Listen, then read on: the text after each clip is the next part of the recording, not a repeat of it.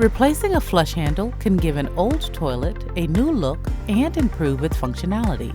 And it's a simple repair you can do in about an hour. Here's what you'll need.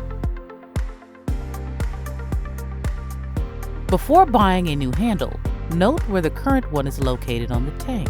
While some replacement handles have a universal fit, others are designed specifically for toilets with front, side, or angle mounting positions.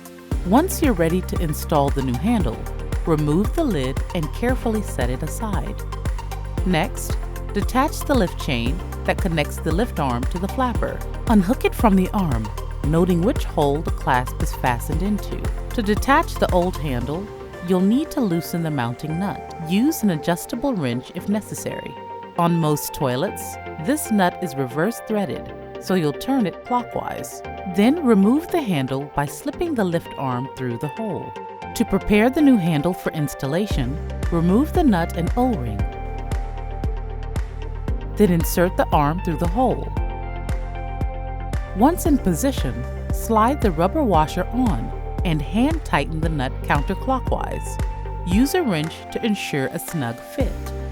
Now you're ready to reattach the flapper chain to the lift arm.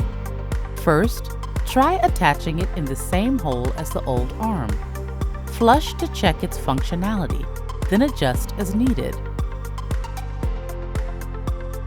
Keep in mind, if the chain is too long, the tank will not completely drain.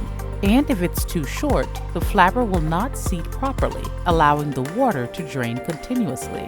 Once you find the ideal position, replace the lid on the tank.